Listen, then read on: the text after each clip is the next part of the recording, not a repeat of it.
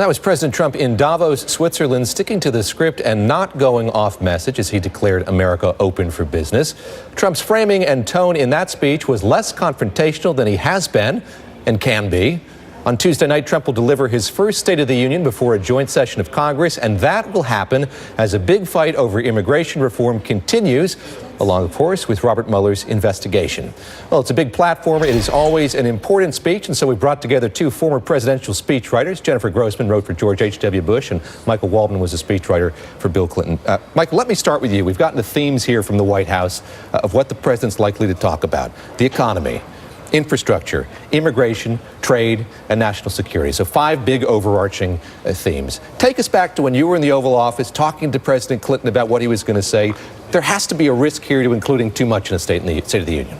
Well, the State of the Union, forever and ever, has been some version of a putting together of a lot of different policies.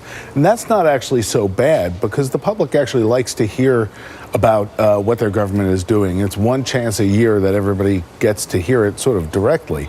The problem is that when Clinton did it and other presidents, they really dove into the details of the policy.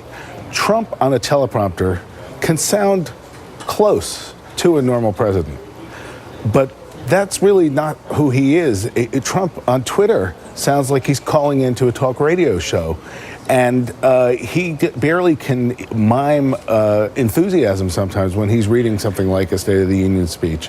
So it may diminish the impact of when he says this is a priority or that is a priority, and everyone knows the next day he's going to tweet out something crazy and upend everything. Jennifer Grossman, I want to ask you about that, but first I just want to play a few clips here of President Trump speaking with a different tone than he used there in Davos at the World Economic Forum. Let's take a listen to what he's had to say over the course here of his presidency and campaign. Sadly, the American dream is dead. The attacks on our police and the terrorism of our cities threaten our very way of life. Any politician who does not grasp this danger is not fit to lead our country. All right, so Jennifer, just want to ask you, in light of what Michael was just saying there about the voice of this president, compared to the one that you worked for, to Bill Clinton or others, is it harder to pin down what President Trump's voice truly is? No, I don't think so. I think if you listen to his Twitter, watch his Twitter feed, you can definitely see what his voice is. And I think that the voice that he was using during the campaign is different than the voice that he used in the inauguration speech, which got very good reviews. It was not technically the first State of the Union, but the speech that he gave to joint houses of Congress last year was also very positive. I would probably disagree with Michael a little bit. I don't think that the American people enjoy State of the Unions, or that they are even the main stakeholders or constituents for that, at least in the White House that I worked in. And President Bush was in some ways just 180 degrees different than the current president. But it was always an opportunity for different agencies, different political power centers within the administration to battle out, who was going to get their language and their initiatives prioritized.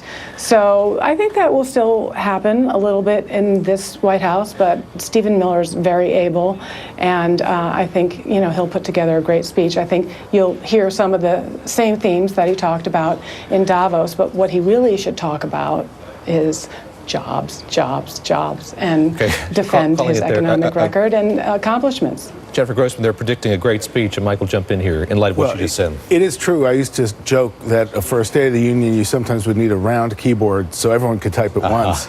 But I have to disagree a bit about the voice that Stephen Miller and Trump have put forward in something like his inaugural address. That inaugural address was radical, a break with anything George H.W. Bush or Bill Clinton or any other president would have said. It didn't mention the Constitution. It didn't mention liberty or democracy or the Declaration of Independence, the parts of the American creed that we expect the president to uphold. And so there might be a kind of a low-key State of the Union with a bunch of stuff that nobody remembers. Nobody remembers what Trump said in his address last year. They remember that 3 days later, at 7 in the morning on a Saturday, he tweeted out that his predecessor had committed a felony with no evidence. So, I am expecting some contentious things, some things on immigration. It could be interesting as policy, but I don't think it'll be a great speech. All right, Michael, thank you very much. Jennifer, thanks to you as well. We'll regroup with you here after the speech on Tuesday. Thanks very much for your time, and we'll be right back.